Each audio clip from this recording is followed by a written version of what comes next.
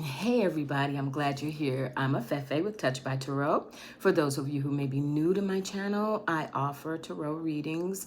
My style is very, it's intuitive. I do a lot of readings around your life path, your soul's calling, ancestral ties, and really just dealing with whatever it takes from a spiritual perspective to help you move along in your life. And a lot of times we need clarity and insight, myself as well. So I use the cards, use oracles. Sometimes I will even use other divination methods like the pendulum, cowrie shells, etc. I do whatever spirit leads me to do. But my goal is always to impart some sort of clarity and insight so that you can live your best self and be able to get through the challenges that none of us, are exempt from. That's what life is, but we always have the methods and the means to get through it, improve from it, learn the lessons that we're meant to learn, and impart the wisdom that we're meant to impart and the healing. All right, so that's it. I am continuing today. I started a series on the major arcana in tarot. Did a video on the Fool, the first one, and you can find that in my feed. And so today I wanted to get on here with you all and talk about the Magician. Now, keywords I'm gonna say. Whenever you deal with the Magician, whenever you pull that in a reading, whether it's for yourself or someone else, if you're reading for someone else, is keywords. Think it through. Think it through. Because the Magician, we tend to get excited about it. Who doesn't want to think, about the possibility of making magic? Who doesn't want, why shouldn't we be excited about the idea that Spirit is saying to us, there's an opportunity here to make something happen. You are going to have tools available to you, resources available to you, sometimes, outright divine intervention where miracles happen and people or things are placed in your path that help you along the way. But magic is magic. What's not to be excited about? I especially think about this card when it comes to people who are, I call them my baby witches, because when you discover, when you're on a spiritual path and you discover that indeed, as a divine human, we have a connection to source and thoughts become things. We can manipulate matter. None of us is exempt from that. Just depends on the opportunities you're given and the awareness that you develop, all right? But think it through. Because for every action, there's an equal and opposite reaction, right? We know this. There is karma. What you put out in the world comes back to you. 100% universal law. Nobody gets to sidestep it, all right? So that's why I say think it through. Because the Magician can present itself to you in different ways in your life. As an example of that, I pulled two very different cards. One here, we have a magician who has this very angelic sort of presence, got the wings on, the flowers, things are blossoming and blooming. We got the little, the little star cast going on. Like there's this incredible idea and energy being presented here that whatever is about to get created is for the highest good. It is, it is from the divine. It is from source. It is from, it's being led by our highest selves and our angelic team. On the other hand, we have, and this is in no way bad, just a different aspect, we have a magician in this deck who is being presented as very often what we as humans tend to think, which is, I'm going to have some things available to me, and what can I make happen? How can I, gain from this? How can I do something, create something that's going to make my life better, or perhaps the lives of someone around me, right? I'm going to utilize what I have, my tools, in order to effectuate change.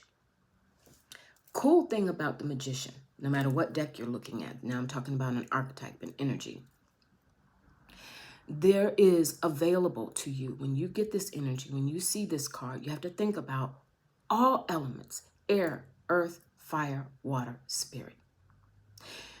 If you need, on a practical level, I keep things practical, or I try. If you need to apply for a job, and in order to do that, you need a stellar resume, and you're not good with writing, or you're not comfortable on a computer, or you're not, you don't know what all needs to go into it.